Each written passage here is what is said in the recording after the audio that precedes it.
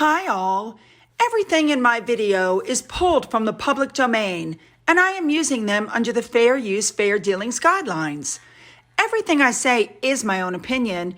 You should look into this information for yourselves, but I'm pretty sure I'm right. Good morning, everybody! All right, we are starting today with part 5 of the Harry and Meghan Netflix documentary.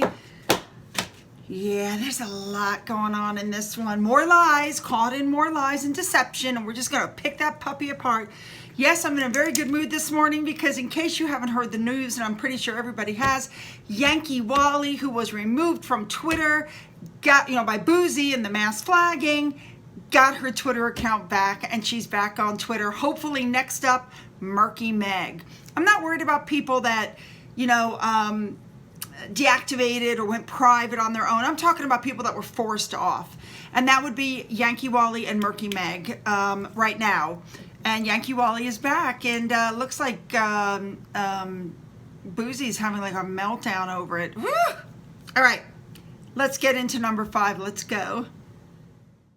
All right, so number 5 starts off with Archie running through a corn maze, and Meghan goes, "Oh, I would have loved to have had cousins and big family and all of that. And so when I found out I was pregnant with Archie, I was so excited because Harry and I were going to be able to create that for him." As you can see from the photos, she had a large family. And then it shows her in 2018 walking to church with the family, and she goes, "Oh, I just wanted to do everything in the world to make them proud of me." Now keep in mind, while this is going on, she and Harry are flying all over the place on private jets. She's spending money right and left. I think it came to over $1 million on clothing and jewelry, but she insists this was all to make the family proud of her. Now at this point she says, "I wasn't being thrown to the wolves, I was being fed to the wolves, because it became so obvious that the palace wasn't going to protect me." Now again, they have not released the bullying report. That's protecting her, because obviously since changes were made to their policies, they found something. They didn't release it because they're protecting her, but of course she doesn't see that. Now, it's at this point that she contradicts herself. Before she said it was all her mom who raised her, etc., etc. Now she said, "I've always been close to my dad. I spoke to him 5 times a week. And the reason I don't have a dad anymore is it's all the media's fault." Now, at this point, she blames the relationship with her father as going down the hill because the media got involved.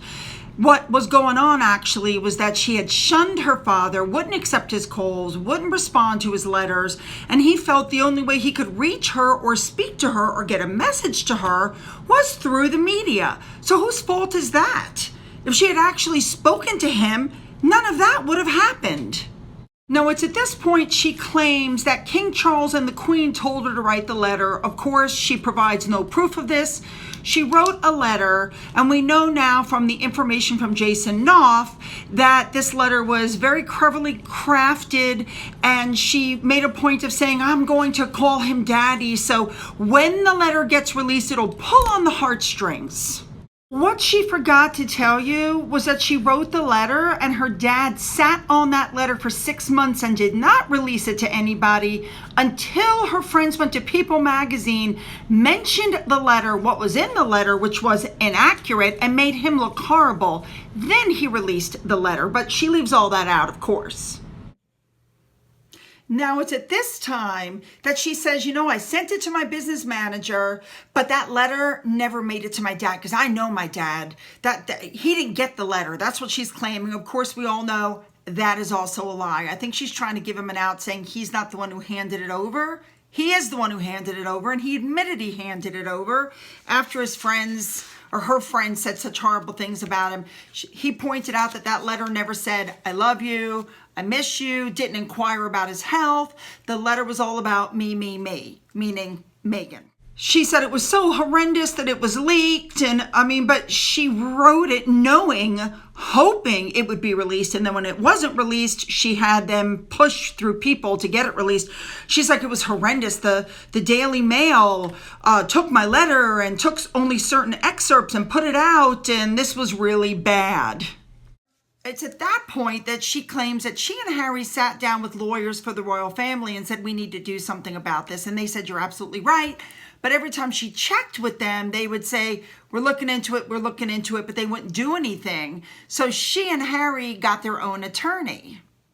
Enter Jenny Affia, who claims that she personally has seen evidence of negative briefings from the palace against Meghan Markle. And the only proof that she's showing is a legal statement given to her where nothing is named. The person who supposedly is leaking isn't named. Therefore, that's not proof. You either name and shame or it's not proof. So she says, yeah, there's a war on Meghan. Okay, again, no proof. Then her friend Lucy Fraser comes on and says they're feeding stories. The palace was feeding stories.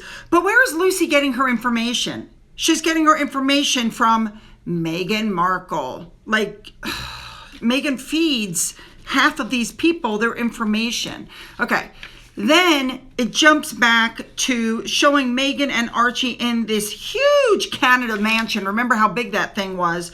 Showing Archie snow and blowing things out, and they're having a great time in the mansion, and everything's fine, and we needed a bit of space to breathe, and, you know, we had security that, now remember, security followed them to that mansion.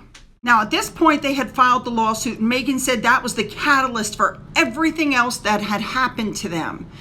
Now, it wasn't long after that Harry and Meghan claimed that while they were enjoying this mansion and the waterfront, suddenly there were lots of reporters. And I have to throw it in that they said they rented that house. They did not rent that house. That house was loaned to them free of charge through David Foster. Now, this is when it gets a little interesting. They said, you know, what are we going to do? Okay, let's move to Canada. And that way, you guys can be on the front page of all the papers. And we won't take any of the attention away from you because, of course, they're insinuating that they are so popular that they're taking the attention away from the royal family. And the royal family is jealous. And, you know, that's what's going on here. Now, this is when it gets really interesting because Harry goes, if you need us, we'll work for you. We won't be taxpayer dependent, which, by the way, was only like 3 or 4% of their income. The rest came from Charles, believe it or not. And they would still get their titles and they would still get the royal protection, but we'll lose the 3% income. We'll come work for you. We'll come work for you for free. And then Harry says it. This was years in the making. Now remember, this was 2020 when he said this. And then Harry admits in 2018 they were talking about moving to New Zealand, that in 2019 they were talking about moving to South Africa. Boom. So he goes, you know, the Queen signed off on letting us move to South Africa, and my father's office, my brother's office, and the Queen's office knew about it, and then it got leaked, so the plan got scrapped. So he's insinuating that either his father, his brother, or his grandmother leaked it instead of, you know, looking at maybe it was somebody in the office who leaked it. Crazy. And of course, Meghan goes, you know, having a woman of color, this is great because all these people in the Commonwealth are people of color. So I can really be an asset and I can really help here. And he said, well, as soon as the family found out, as soon as the public found out about it, it was a no-go. So he said, by now, the family knew that we were looking for a different way to live. They knew we were searching for a way out. This is when Harry messed up again and said, we had been looking for a way out for a minimum of 2 years. And this was in 2020. That's why I keep telling you guys, I think this was planned before they were even married. I think they knew they were going to go before they even took the 32 million pound wedding. This is where it gets kind of creepy. He goes, well, I told my dad what our plan was, and the dad said, well, I can't do anything unless you put it in writing. So he says, I sent my dad 3 emails, and in one of the emails, I specifically mentioned that we would be willing to give up our Sussex titles. I'd like to see a copy of that email, please. Proof, please, because I don't believe that for a second. But now what he's saying is, my dad leaked it because it was only my father's office that I sent that email to. Yeah, right. Now, this is the part where I get upset, because here they are coming back from Canada, and Harry calls his grandmother and says, I'd like to see you. And she says, yeah, come on down. Well, then by the time they land, he gets a message saying, don't come, because the Queen says I've been told I'm busy all week. So first of all, they start off with really cute pictures of the Queen, and then they end up with these pictures that are pushing the whole, 2.0 Empire 2.0 thing. Number two, you're talking about somebody who can't respond on her own anymore because she's deceased. And number three, Harry may not want to admit this, but the Queen made all the decisions in that family, and it simply came down to she didn't want to see him. Because she didn't want to tell him before the summit that he wasn't going to get his way, that there was no half in, half out. That woman was smart as a tack, and she knew exactly what she was doing. Exactly. So it's at this time Meghan goes, oh, they're stopping a grandson from seeing his grandmother. How horrible. They just couldn't accept the fact the Queen didn't want to see them.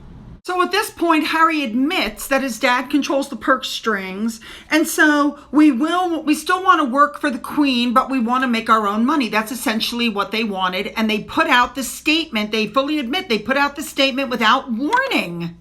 So a copy of the statement was sent to William and Charles like 10 minutes before it came out. And then Harry goes into this whole thing about, I was told I blindsided my grandmother. I didn't blindside my grandmother. This has been going on for months and months. No, Harry, you're missing the point. You put out the statement without talking to your grandmother first. Guess what? That is blindsiding them. That is blindsiding your grandmother.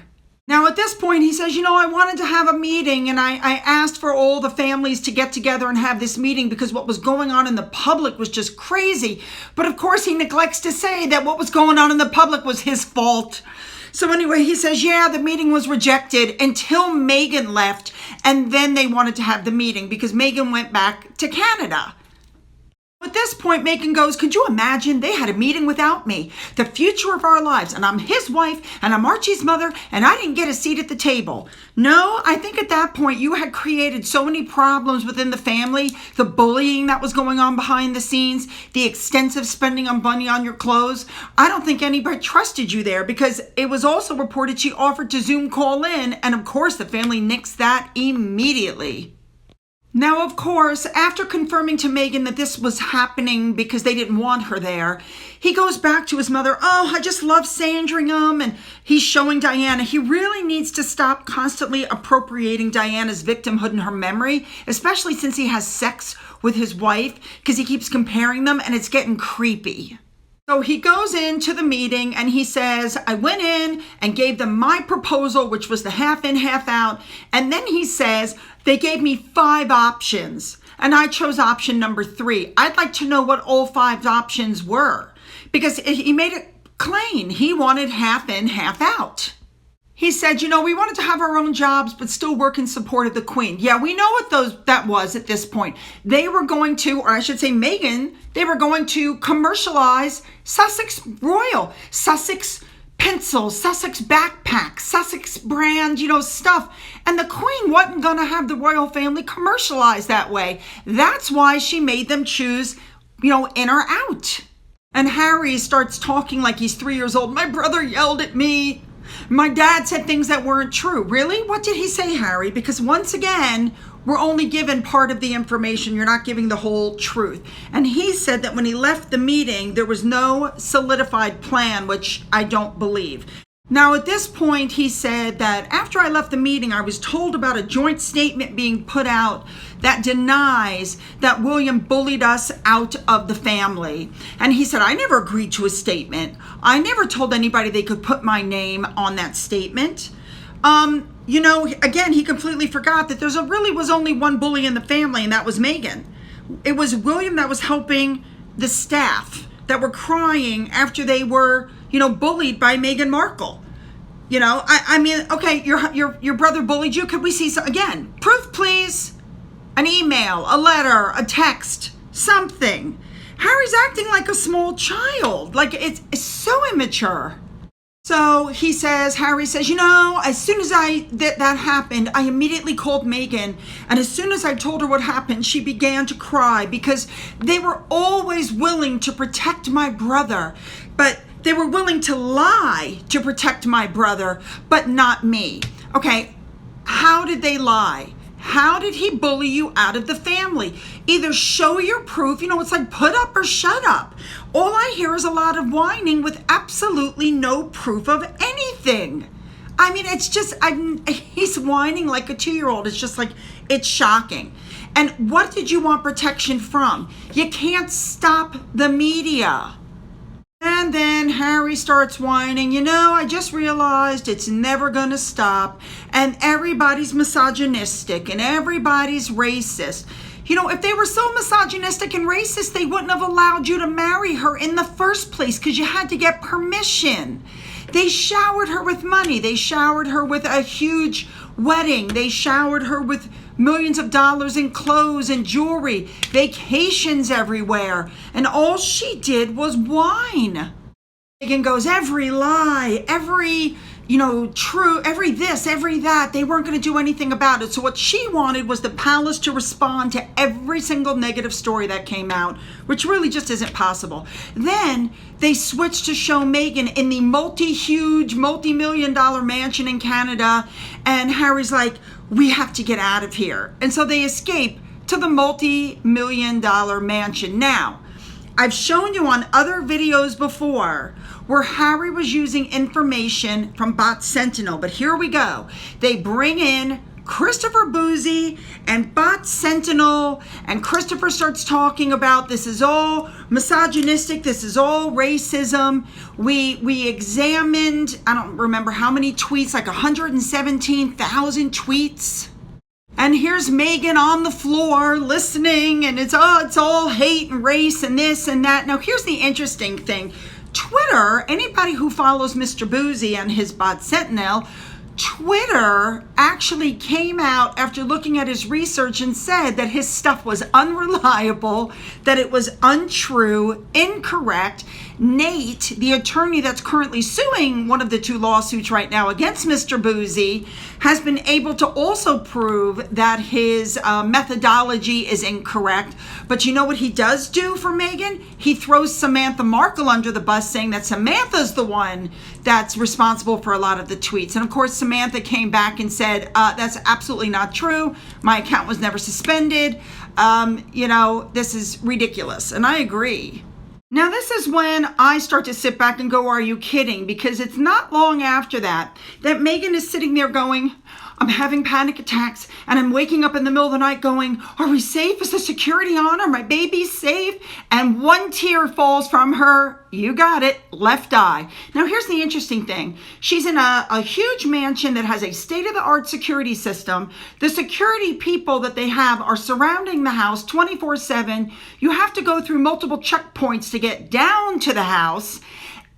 But in the meantime, Mr. Boozy is doxing people who don't live like that are being attacked by the Sussex squad, and she wants you to feel sorry for her. She doesn't think she's safe. What? Now, this is where it gets interesting. Mr. Boozy says they got together, they're highly coordinated, they were talking about what information they should put out, they were telling people how to create multiple accounts, how to use VPNs, how to hide your IP address. It's insane. What he forgot to tell you is that he was telling people how to mass report. He was attacking William and Catherine online. He was, we have pictures from the Sussex squad where they were mass coordinating how to attack William and Catherine, but he conveniently leaves all of that out. And for those of you who don't know by now, in case you're living under a rock, Mr. Boozy is the one that doxed me and doxed my autistic son. Right. Now, this woman comes on and says, you're trying to destroy a symbol of social justice. And then, of course, it flips over to see her with her small children. You know what I mean? That's part of the whole thing. Then, of course, this is really weird. It shows Harry and Meghan sitting in this apartment in New York having a therapy session over the phone. And this person's going, you know who you are. You don't have to listen to social media. You know what kind of people you are. And when you're ready, open your eyes and look around and just remember how wonderful you are. Now, Harry goes, before you can move on, you have to finish the story. So now here we go. They're going back in March for their final events before they quit the royal family. And from this point on, you see nothing but professional black and white photos from, I believe, Misa Harriman, who followed them around. Look how happy we are. We could have been. Look at this house. Look at the memories. Oh my goodness, I remember this blanket. I remember that book. Oh honey, look at this hat. Didn't I look good in this hat? And look at this photo of us. We used to be such a happy couple. That's what this is. This is not people packing up their house. This is a professional photo shoot. That's what you're looking at here.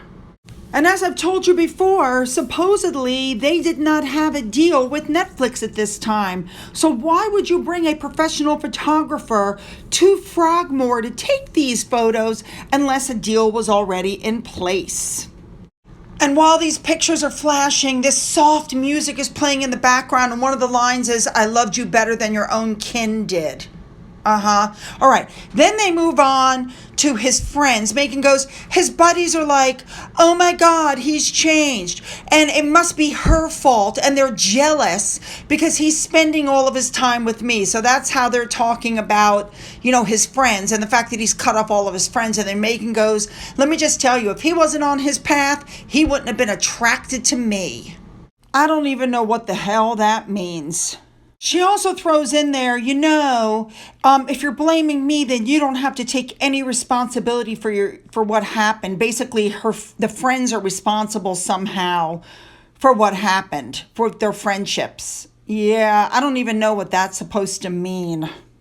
So now here they are, 5 engagements in 5 days. It was a whirlwind. It was their last few events. And once again, Megan goes, when I was in the UK, I rarely wore color, which of course we've already, debunked. So she says, so I wore a lot of color that week.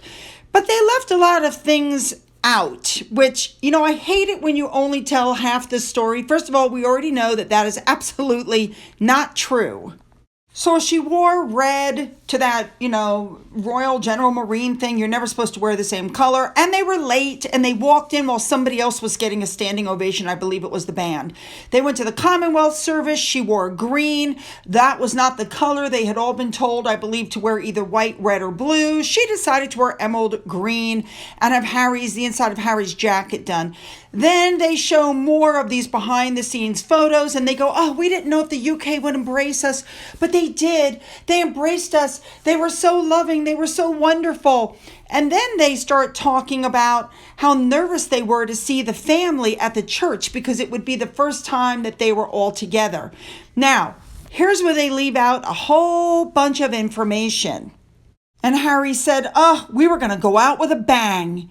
And it never needed to be this way. We said that over and over again. No, it didn't have to. So now it's Westminster Abbey time, and they talk about how the family was so cold towards them. It felt cold, it looked cold, it was cold. He left out the fact that he and Meghan threw a fit because they weren't allowed to walk in during the procession with the Queen.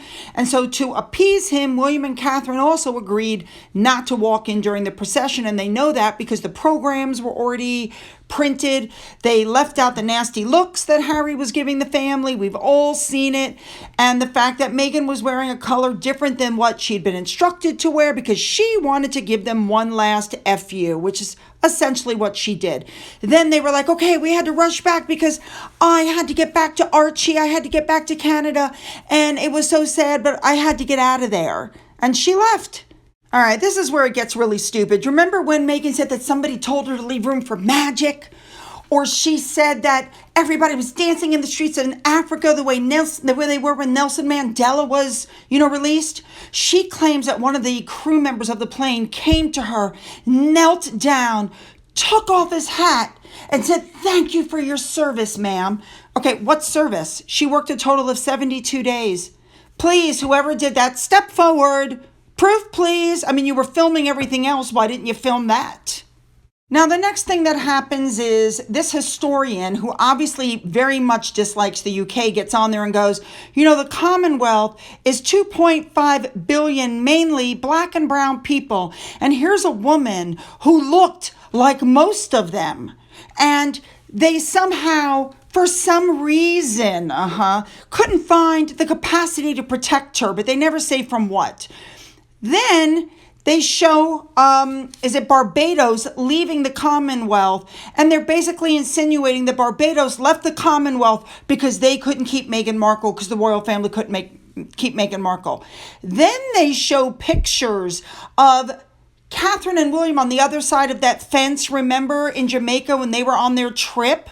And they tried to make it look like there were people behind a fence, and come to find out that's not what was happening at all. They had manipulated the photos. Same exact thing. They did it again. So Harry goes, they just missed a big opportunity with my wife, and it felt like the death of a dream. And then the next few months, Harry goes, is when we're going to be the most vulnerable.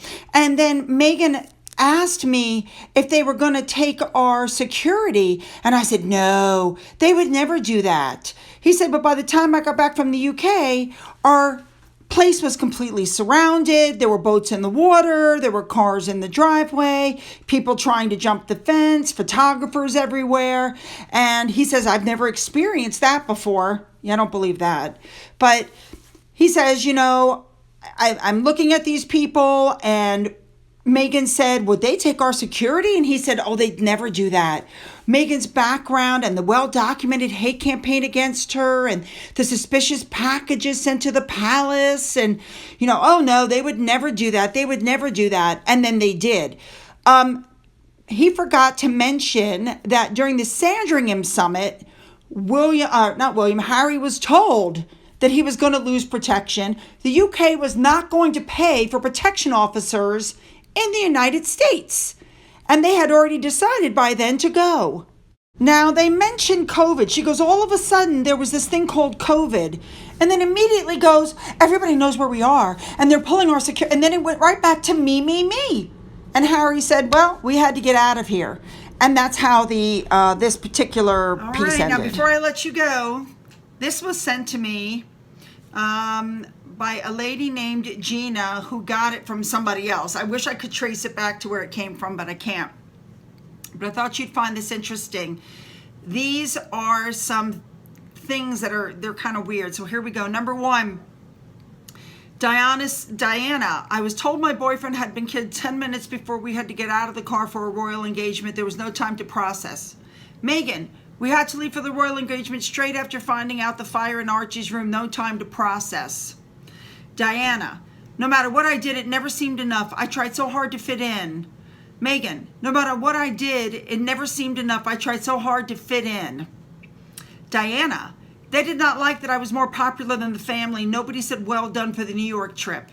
Meghan, they didn't like that I was more popular than the family. Nobody said well done for the Australian trip. I'm sensing a theme here. 4, Diana, I threw myself down the stairs when I was pregnant. I didn't want to be alive anymore. Meghan, I wanted to end my life when I was pregnant with Archie. I didn't want to be alive anymore. By the way, that version changed when she spoke about it in her podcast. Diana, we only met about 13 times before we got married. Meghan, we only had about 13 dates before we started living together. Diana, I felt like a sacrificial lamb. Meghan, I felt like I was thrown to the wolves. I mean, there's just so many similarities. It's like ridiculous. So I hope I did you fine. I hope I did you right. And one more to go, if I can take it. Like, I gotta be honest, their constant whining, complaining, moaning, and groaning is really, they're affecting my mental health. Like, I think Meghan's right. Their stuff should come with a label that says this could be detrimental to your mental health, because watching two very privileged people whine, moan, and groan about their lives, as you're watching their $32 million wedding and her millions of dollars in clothes, and she's dripping in jewelry, and she's taking all these vacations everywhere, and yet she's just whining because 1 or 2 stories came out that she didn't like, and she felt the palace didn't protect her because it didn't, they wouldn't squash every story. That's what it comes down to. She wanted to control the narrative. Weird. All right, you guys. Next up, number 6, and that is the last one, and then I never want to watch this again. You guys owe me some alcohol. I am officially changing my fund, my coffee fund, to the alcohol fund. All right, have a great day.